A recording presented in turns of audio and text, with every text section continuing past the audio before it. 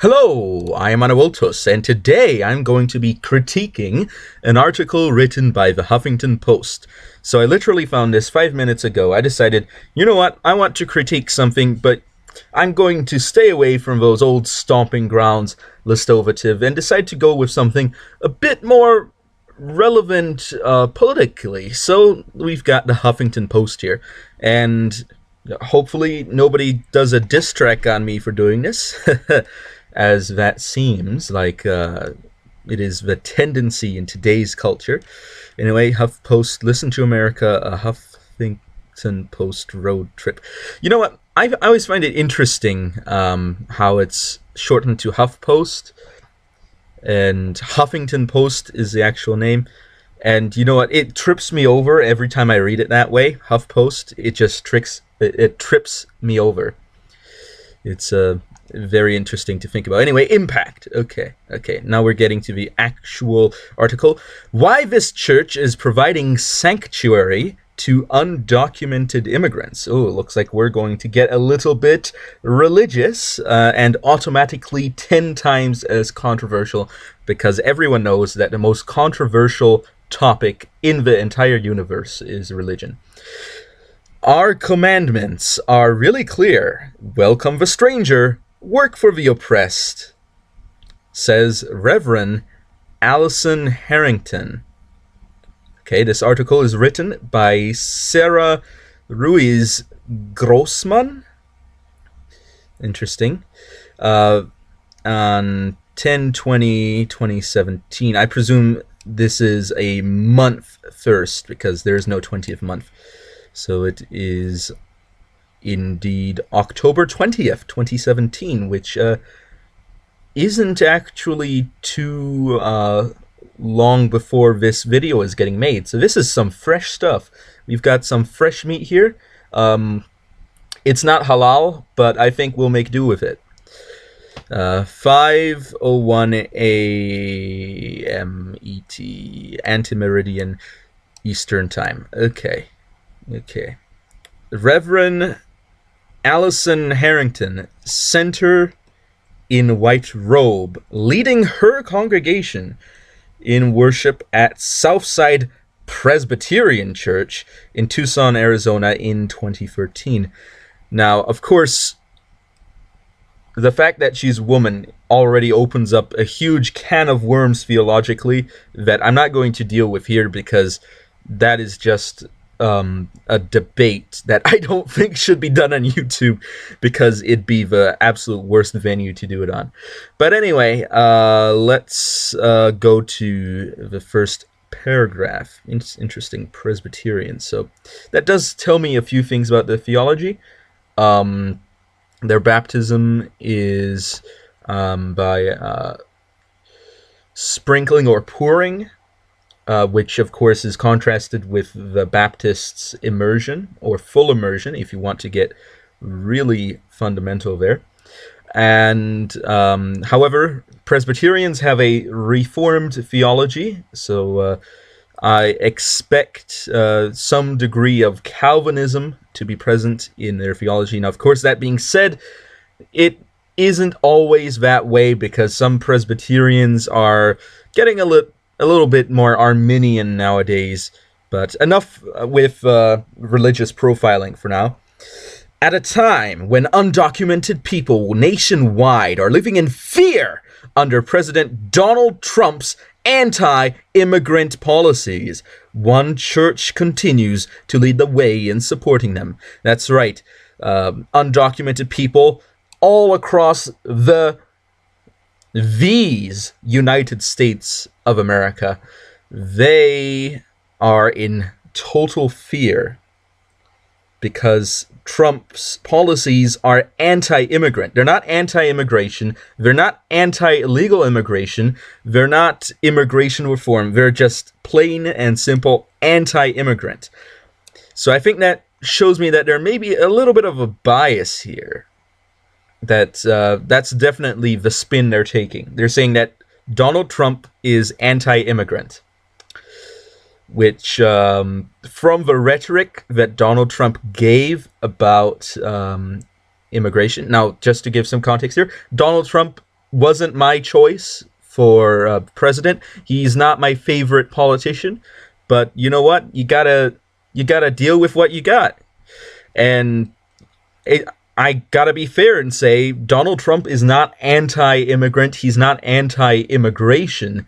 He's anti-illegal immigration, and he's for actually having borders that can be monitored so that people don't come in and out of a country, which doesn't only have to do with immigration. It also has to do with the drug trade, and it also has to do with a cross-border crime, which does happen on the U.S. border. So there are more dimensions to this than just the immigrants in the United States.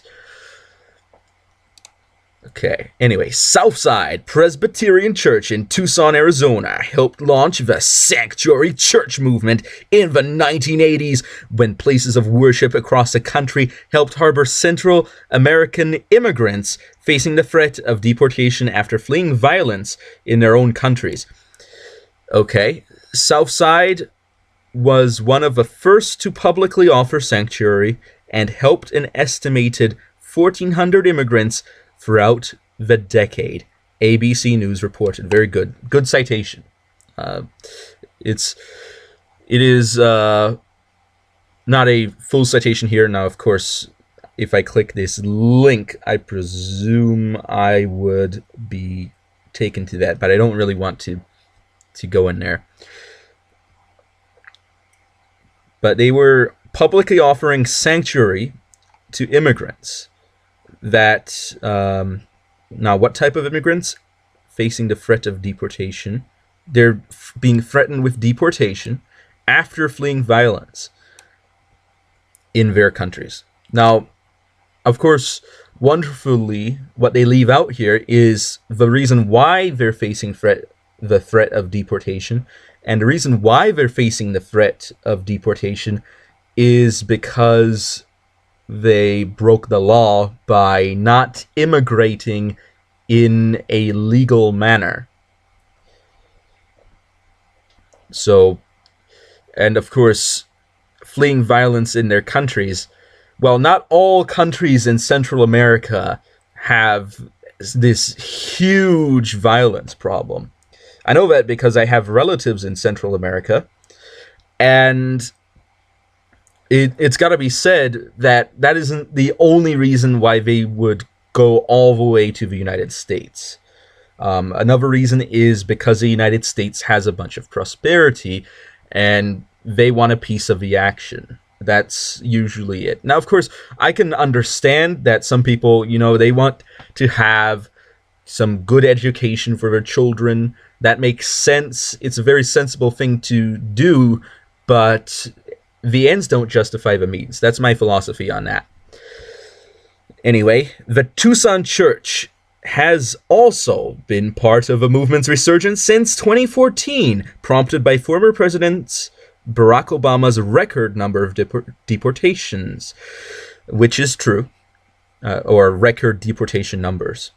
That is true. Obama did indeed deport more individuals than any past president of the United States. Now, that being said, there was also a much higher rate of illegal immigration in some parts of the Obama presidency. So it is a matter, of course, that would increase as well. And I don't actually have the two numbers to compare, so I'm not really going to make a full judgment on that. But I'll continue on. Around 400 churches nationwide declared support for undocumented immigrants, with some, including Southside, providing physical haven to people at immediate risk of deportation. And again, it's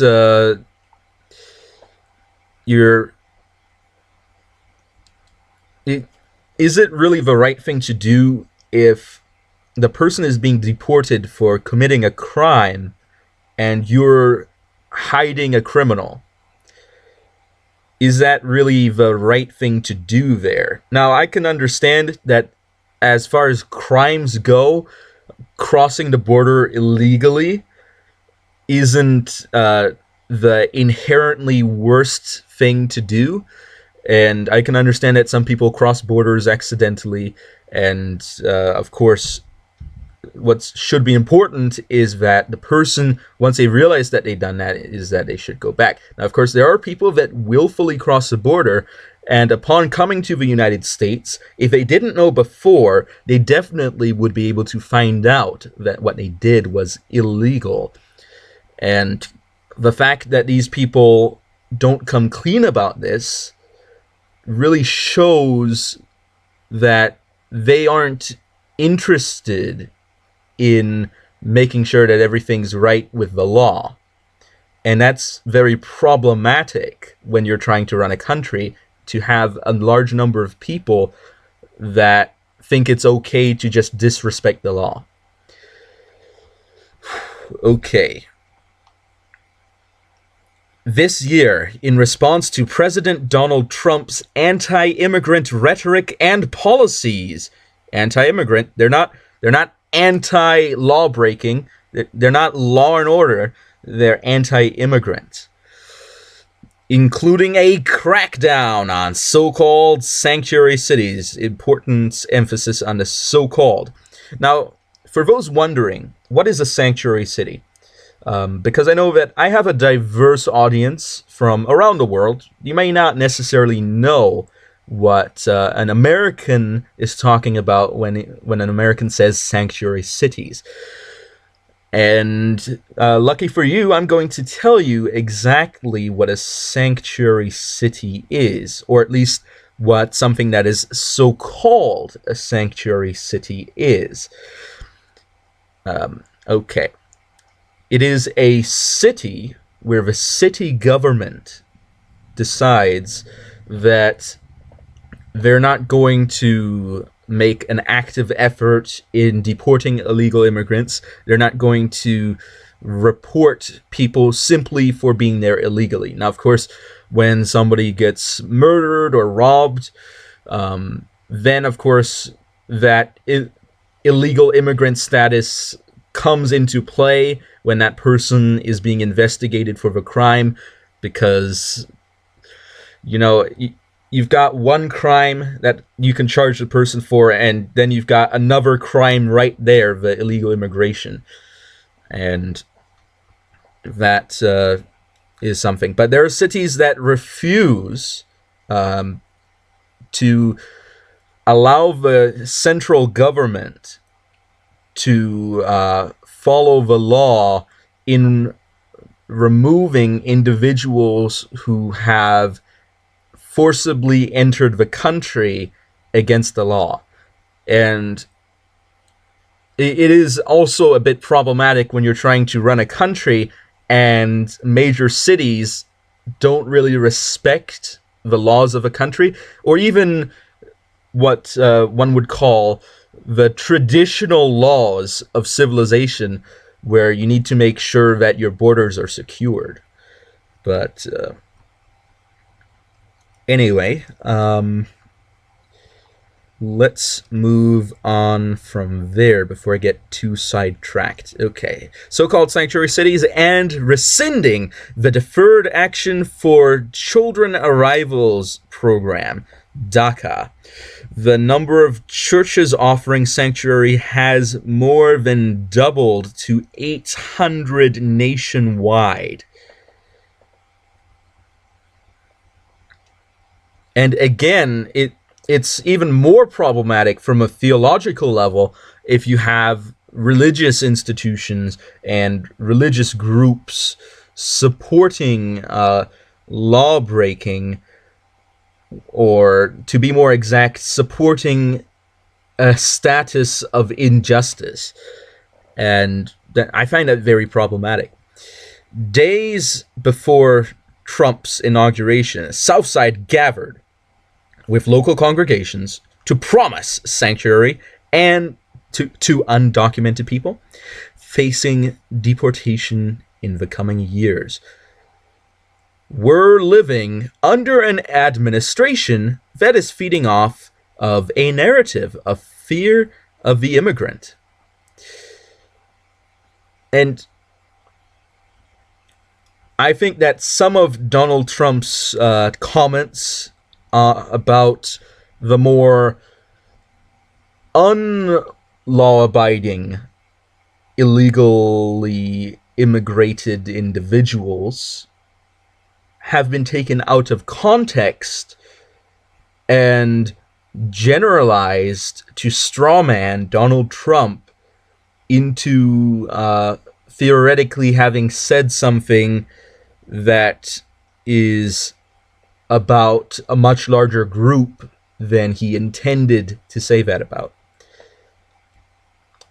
That is something that I am absolutely sure happened in the campaign, the presidential campaign, specifically of Hillary Clinton. And I don't think there's any real denying that that is what happened, that what Donald Trump meant about illegal immigrants who were actual murderers and who were actual rapists got extended to him calling illegal immigrants who weren't murderers and rapists, which I think is something that is very dishonest to do, to take someone's words out of context in such a manner. Now, that being said, sometimes Donald Trump's words in context are pretty bad as well. So let me just say, again, I am not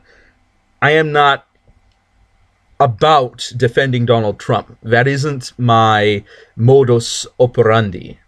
In fact, I have criticized him quite heavily in the past. But when people just go to this extent, I just feel like I have to set things straight, because it's better to know the truth than to live in a lie. Okay, we're living under an administration that is feeding off a narrative of fear of the immigrant, or to some extent common sense about a country having borders, needing to protect those borders so that the people that come in and out of the country, you can actually know who they are, especially in this day and age, when a lot of these people that you're criticizing here, Huffington Post, are people that were concerned when 9/11 happened, and they don't want to have a situation where someone comes into the country who has bad intentions to occur, because not protecting the border is a really big opening in the defense of a country. It's, for example, by the way, this is an extreme example and is not intended to parallel what is happening with the United States and the United States border. But back in Roman times, there was a year when the River Rhine froze over. And the Rhine was a major border for the Roman Empire, and it established a border between the Romans and the Germanic tribes, some of which were hostile to the Romans, others were allied to the Romans, but that's a very complex situation that is really a discussion for another time. But when the River Rhine froze over, some of those tribes decided to take the opportunity to cross the Rhine and essentially pilfer the Roman lands and take their lands and take their wealth and establish their own tribes inside of the Roman lands. And that is something that could happen because a border that normally would have been decently defended enough and decently guarded with river boat patrols and outposts and all sorts of those things, suddenly got compromised, and then someone who had hostile intentions toward the Romans decided to cross over and take advantage of that inherent weakness in the Roman border.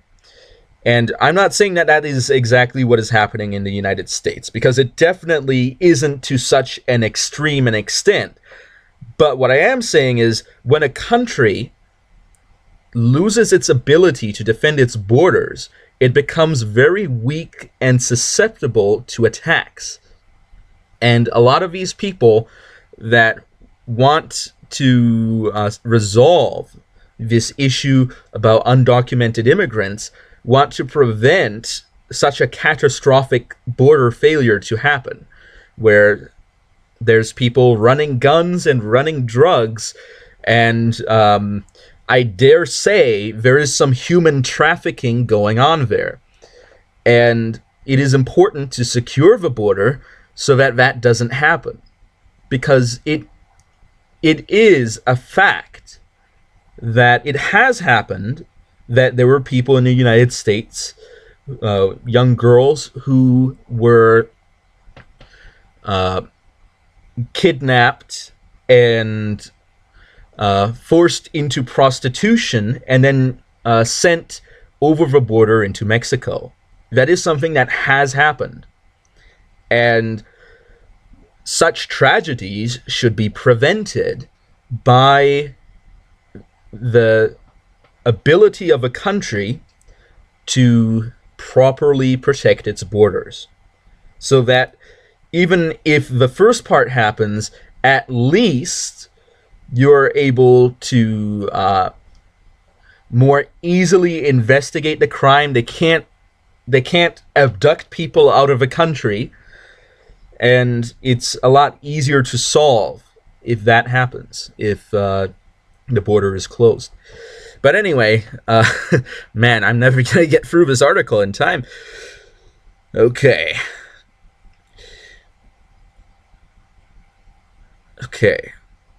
We're living under an administration that is feeding off a narrative of fear of the immigrant. Reverend Allison Harrington.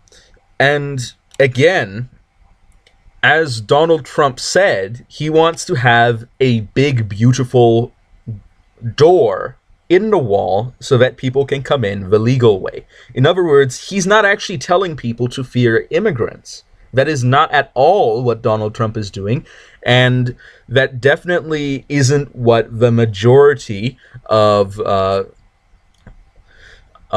Republican senators are doing, the majority of Republican House members, the majority of Democrats that side with Republicans on certain issues. They aren't doing that as well.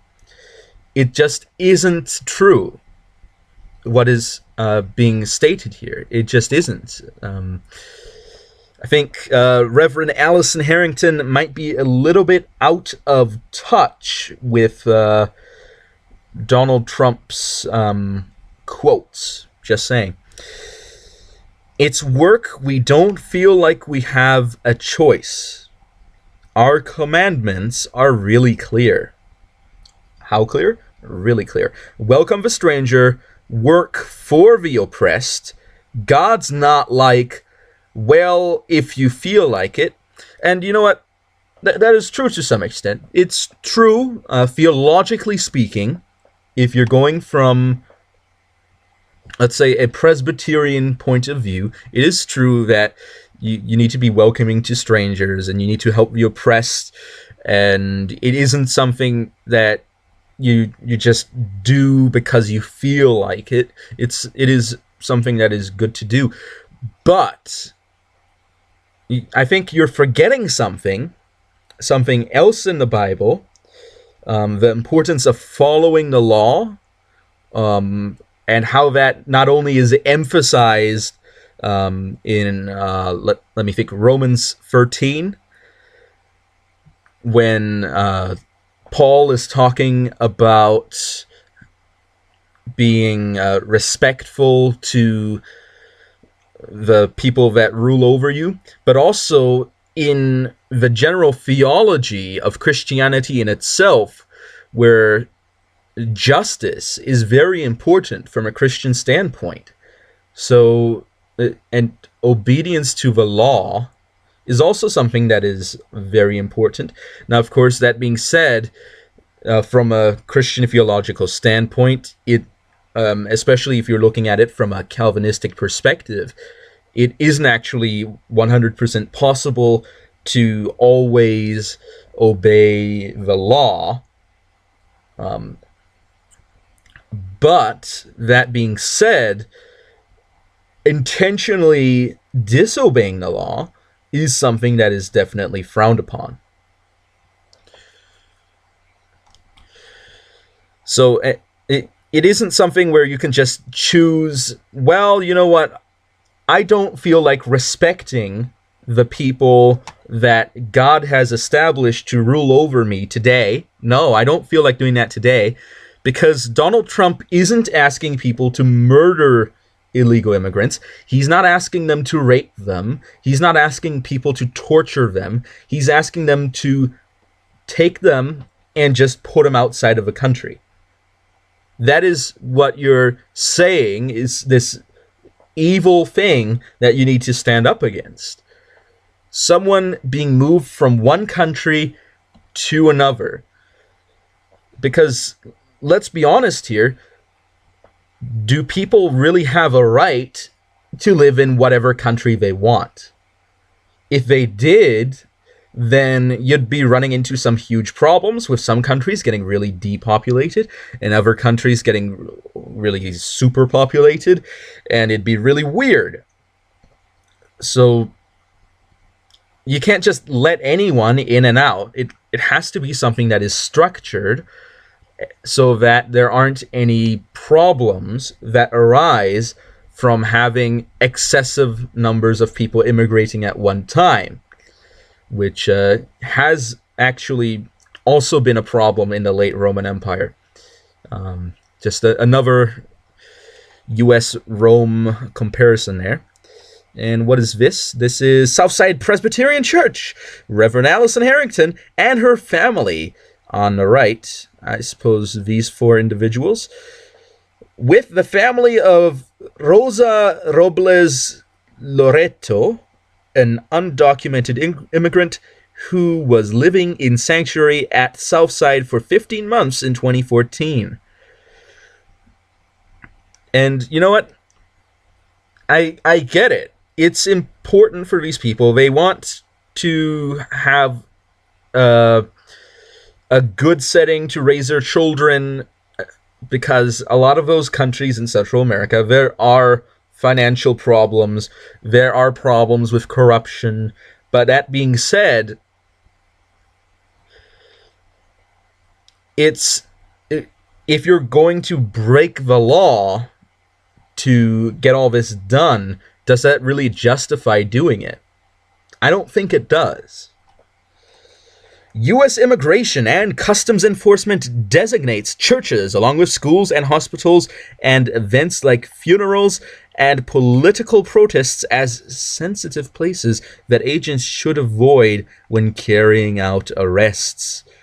Living within the walls of a place of worship can help immigrants avoid the threat of deportation, though it's not a guarantee. So, essentially, the reason why they choose to stay in these places is because they're less likely to get arrested. But eventually, if this keeps up and the other side of the issue decide to continue to push the envelope, and they continually say, we do need to deport these people, we do need to do these things, eventually push is going to come to shove, and these people that could have followed the law, or at least been respectful to it by peacefully turning themselves in and saying, maybe we can come to an arrangement where we can get forgiveness for this and we can immigrate legally, or they just go back across the border, they go to their homeland and then try to come back legally. Instead of that, they choose to entrench themselves in these places, and eventually push is going to come to shove, and before you know it, there will be tears. And nobody wants that to happen. But eventually, if this continues, that is what's going to happen. If these people continue to shelter individuals who have broken the law. which is incidentally something that you shouldn't really do. You shouldn't shelter individuals who have broken the law, even if they're your relatives, because eventually the trouble is going to catch up to them, and because they're living with you, it's going to catch up with you too. And that's just a word of wisdom, because that has happened time and time again, and people, I would prefer that didn't happen. But you know what? You gotta respect the law.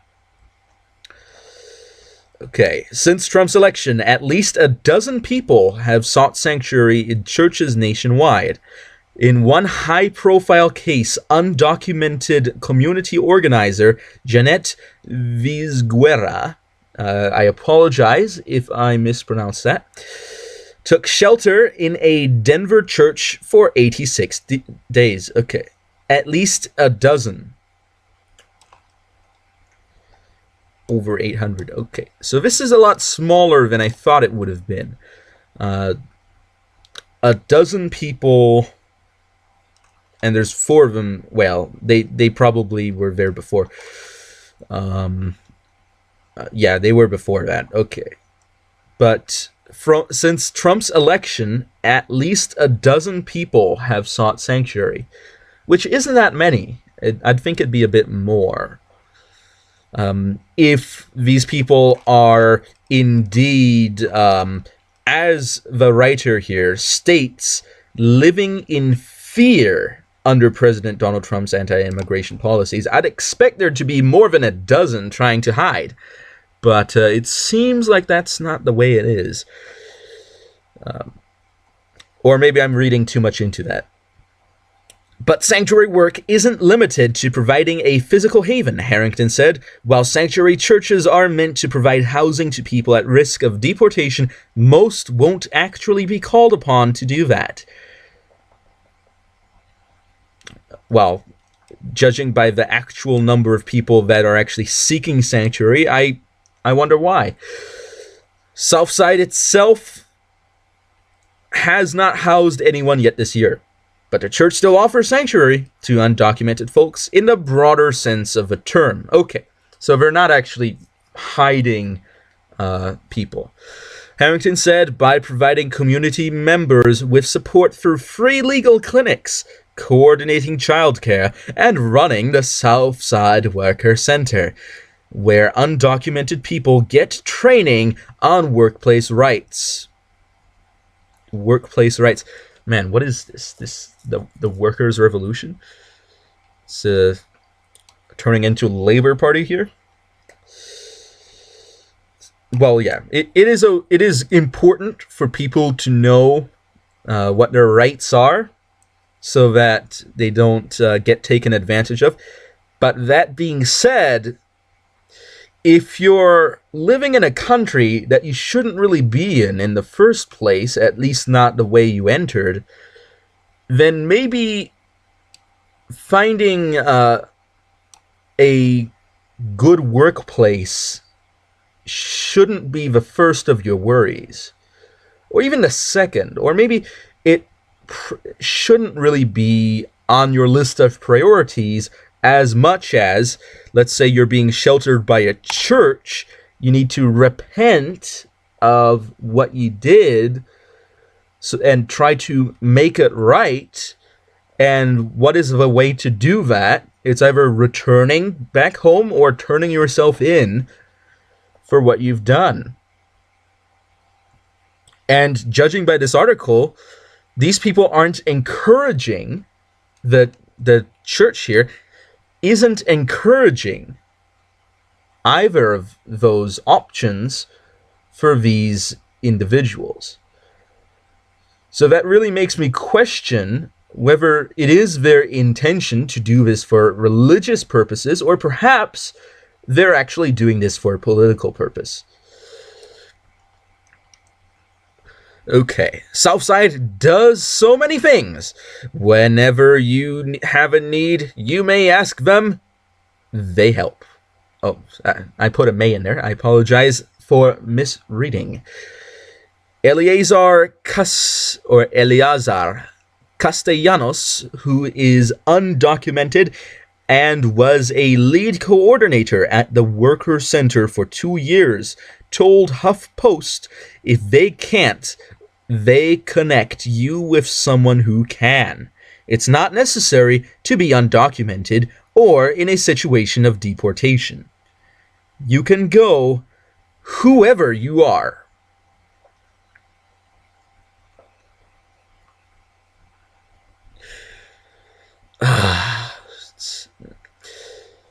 It's just so face-palming that these people just do the right thing. They're not going to try to hurt you if you do the right thing.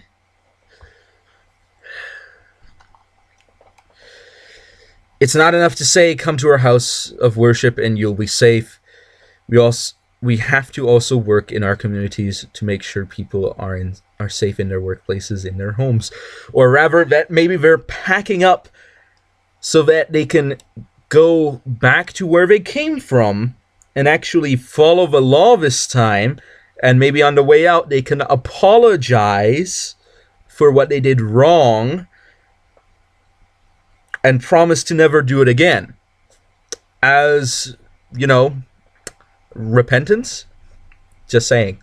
Harrington says one of her biggest challenges has been communicating to new churches joining the movement that sanctuary entails supporting undocumented folks in a larger sense and not just offering last resort housing. And I'm sure I know why. It's because these people are thinking, well, we gotta help people, but... Now, by the way, before anyone gets carried away, it is not my intention to say that it's bad to help these people with workplace rights, with childcare, getting medical attention, and all those things. It is a good thing to do.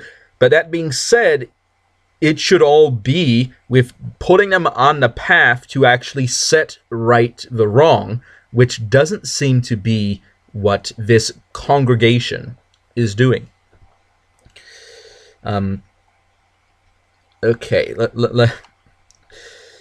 and I think a concern here, of course, is that these places think, well, we're not actually going to shelter someone who's on the run from the law, because that's, a bit illegal. We know it's not enough to say, come to our house of worship and you'll be safe. We have to also work in our communities to make sure people are safe in their workplace. And you know what? That's true. That's the truth. Good thing. You are doing good things. You're just not going in the right direction. In their homes. Okay.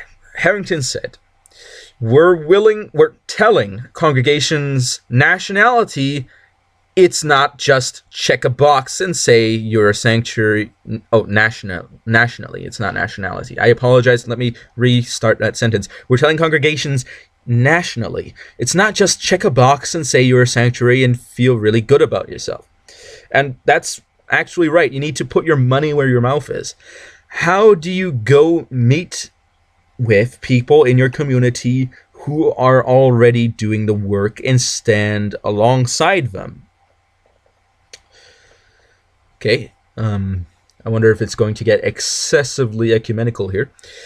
For Harrington, that has meant attending demonstrations against anti-immigrant policies alongside undocumented people, among other things. And because the immigrant community is diverse, it also means making her church a welcoming space for all groups who may be marginalized. Okay. All groups who may be marginalized, being very welcoming, and attending anti-immigrant demonstrations against anti-immigrant policies, or anti-illegal immigration, or perhaps strong border, law and order. I'm just saying that there's two different ways to spin things, and I'm pretty sure they've picked a side here. Which isn't a bad thing to do. It's not a bad thing to pick a side. Let me just emphasize that. In fact, it is a good thing to pick a side from time to time. You just have to be very consistent in which side you're picking, and if you change your mind, you shouldn't be afraid to do it. If you think you've been wrong, it's not a bad thing to change your mind. But you should also be fair in the sense that you accurately represent your opponent's viewpoints if you're criticizing your opponent for having those viewpoints instead of strawmanning your opponents. I think that's also very important. Okay. But, of course, there is a lot of risk, and I'm really seeing why a lot of these congregations aren't jumping on the bandwagon right away with this. There really is a lot of risk if you're going to these demonstrations because you don't necessarily agree with everything that they're saying. Obviously, you agree with their primary point, but not necessarily with everything that they're saying. And if other Christians see you there, they might think that perhaps you're encouraging people to break the law. And that, of course, is not something that you want your congregation to be accused of, because that's actually a pretty bad thing. And so it is risky to go to demonstrations. So I guess you have to judge each demonstration on its own merits before going to it to make sure that you're not doing anything that's too offbeat. My vision is every church as a sanctuary space, defined broadly, Harrington said. So trans folks are welcomed, and that means having bathrooms appropriate to welcome them. Yep, that's right. Get your remodeling diagrams out. Get your building diagrams so that you can add an extra restroom just to accommodate a rather small percentage of the population. Okay, and every church has a Black Lives Matter sign up front. Okay, things just got too extreme for me. Okay, I'm really seeing that this person isn't following those old-fashioned, hoity-toity Presbyterian traditions. Not really following those Reformed traditions either. I'm pretty sure this person is what some people would call someone who adheres to liberal theology, where you're being a bit fast and loose with theological matters. So, of course, theologically speaking, a more traditional view, or let's be honest here, a more biblically accurate view, is that as the Nashville Statement, or which, by the way, I signed. Yep. People are now going to call me Hitler. The Nashville Statement, is statement the right word? I forget.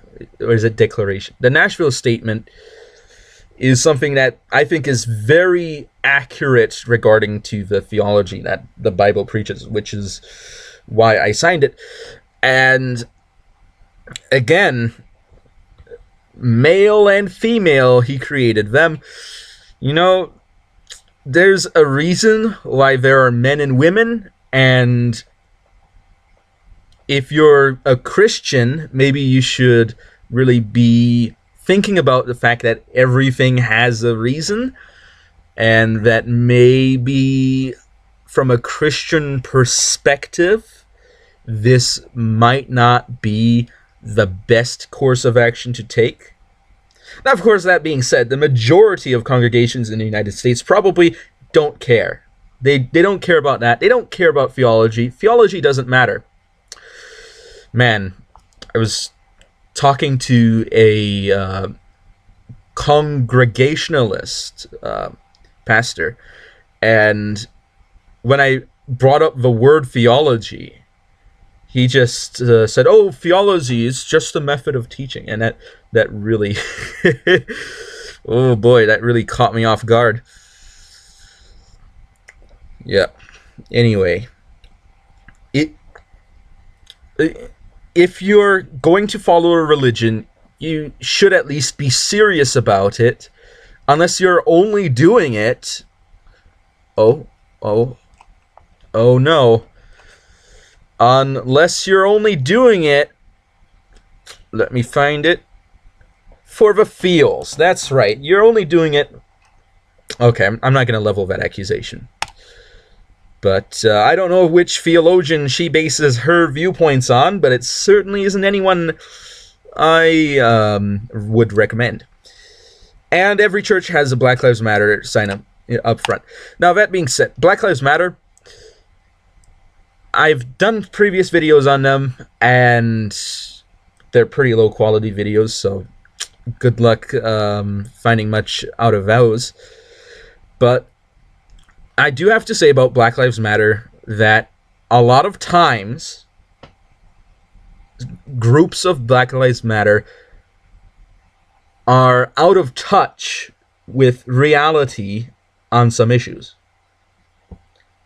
And that is what I have determined after reading some points that Black Lives Matter was making and then comparing them to what actually was happening. And a lot of Black Lives Matter groups are out of touch.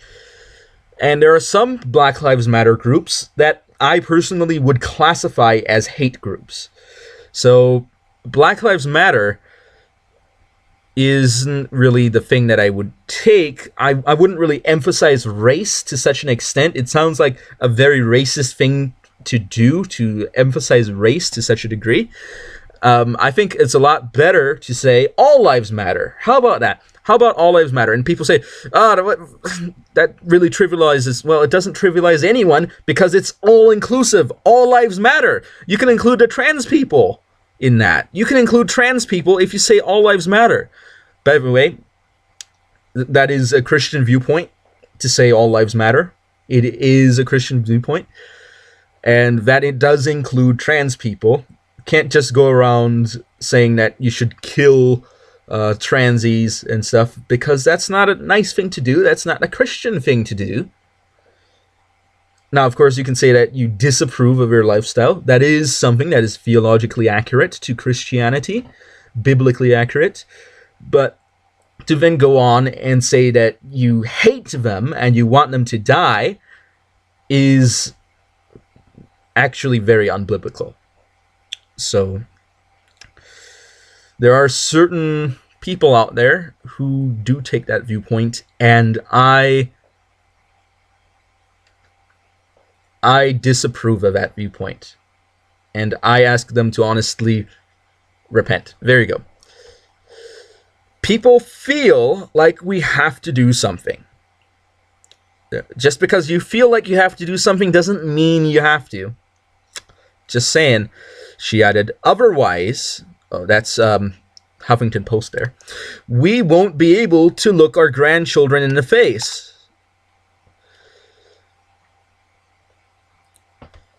Ah, my goodness. Talk about things you regret later in life.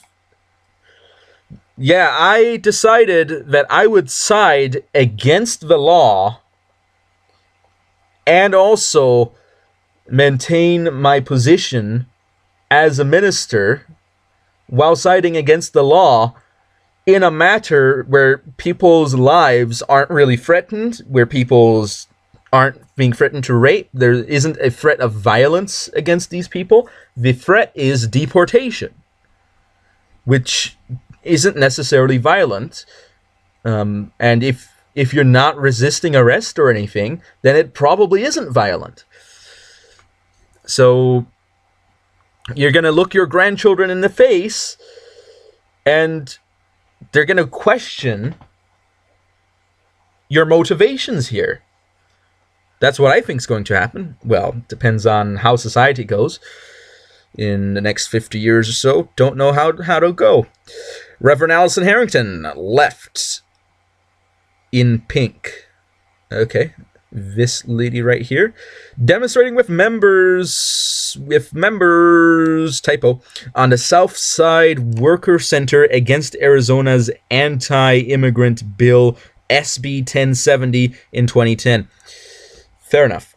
Okay. Another challenge has been trying to ensure that churches don't draw too much attention to their own reverends. This lady right here, who in many cases are white. This lady right here, almost never undocumented. This lady right here, rather than to the undocumented people most affected by Trump's policies, who are often the ones organizing the wider community. In other words, oh snap, I just realized.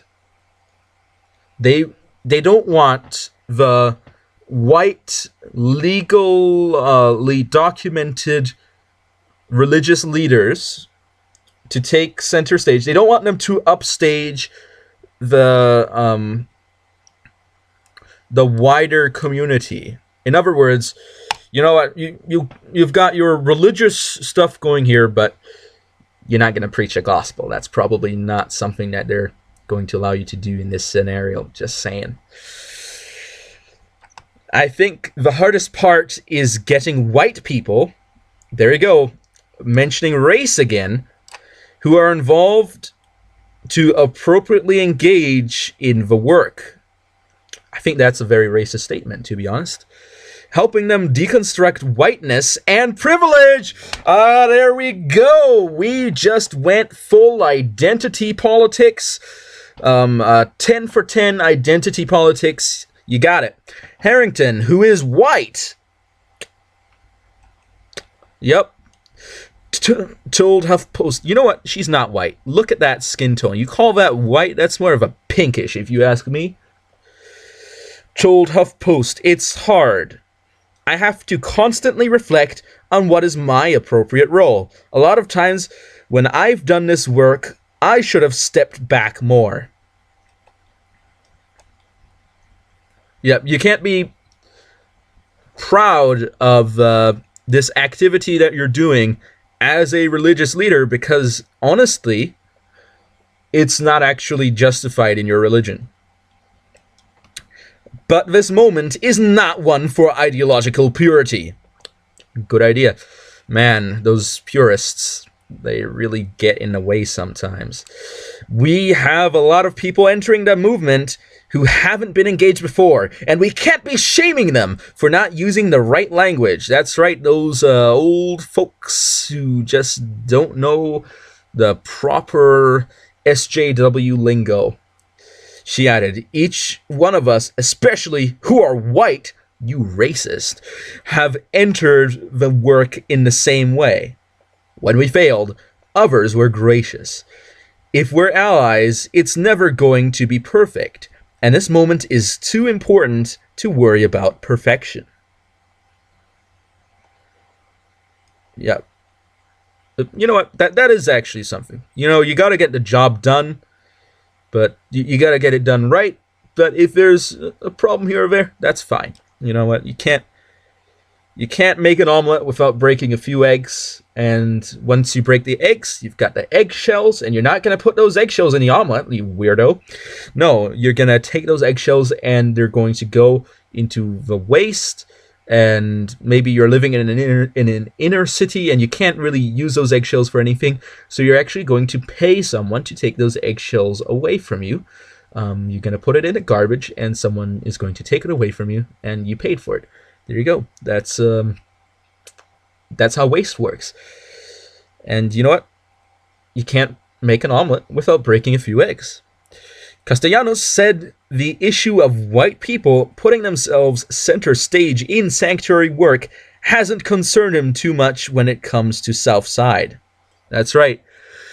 Can't have those groups be led by white people. You know what? You know, it doesn't matter what your merits are. If your skin color is a certain skin color, you can't be in charge. It's just wrong because of your race. That's right. Your race disqualifies you from being a leader. Did you know that? Yeah, and guess what? You're the racist, not me. I'm the one who's telling you that your skin color means that you can't be involved in certain things. But that doesn't make me the racist. That makes you the racist because you're the one that doesn't realize that, you racist. My goodness, this attitude. I can't stand it. I'm blessed by that church, Castellanos said. I love those guys for all the effort and work they've done. Well, you know what? Some of it is good effort. It's got to be said. It's good effort. Some of the work is good. But overall, the ends don't justify the means. And, man, you just got to be realistic. Because it's important to defend the borders. And it's important to make sure that you control who comes in and out of a country. And those things are common sense important things that we can see are demonstrated time and time over again in history, especially in the Roman Empire, in an extreme case. And it needs to be done here too. We need to be able to protect our borders, because if our borders aren't protected, then that really opens up the door to have uncontrolled entry into the country, which can lead to some problems. And going about having a theology that says that you're going to disrespect the law, and not only disrespect man's law here in trying to shelter people who are breaking the law, and also encouraging those people to remain in a state where they are breaking the law, you're also breaking the laws that, or the ideas, or the virtues that you supposedly should be following as a Presbyterian minister. And you're violating the words of the scripture that your faith is supposedly based on. All in the end, the real reason behind this is, otherwise we won't be able to look our grandchildren in the face. Yes, it is all about how you feel. That is confirmed. So anyway, by the way, please do not, anybody who's watching this, please do not harass Huffington Post. Do not harass the writer of this article. Do not harass the minister or the congregation of that church. I forbid it. That's right. As the person who made this video, I forbid you from doing these things. If you choose to do those things, I will not take responsibility for them, because it was your choice and I forbade you. And there you go. But anyway, if you have something to add to the conversation, maybe you think I'm absolutely wrong and I need to be corrected, please write your comment in the comments section below. Maybe you think I've gone too extreme. Maybe you think there's something I missed. Maybe you need to fact check me because I got something wrong. That would also be something relevant to put in the comments section below. Maybe you want to perhaps collaborate with me on reviewing an article somewhere. I'd love to do that. Tag teaming an article, taking a look at it, critiquing it, asking ourselves the questions. Is this good? Is it bad? What are the virtues behind it? And as I think is important to say, please don't hate on other people. I did not do this out of hate for illegal immigrants or for people who are theologically in decline. I did this because I care about these issues and I want to at least have my voice heard so that I can encourage people to do the right thing. And also, it's also nice to get some views, by the way. I will not deny that. that's why, of course, I put it on YouTube. It's not only to be heard, but to get views as well. Now, that being said, my channel is very small, so I don't get a lot of views on these kinds of things. So, here we go. Thank you all for watching, and I will be seeing you all next time on Awiltos over and out.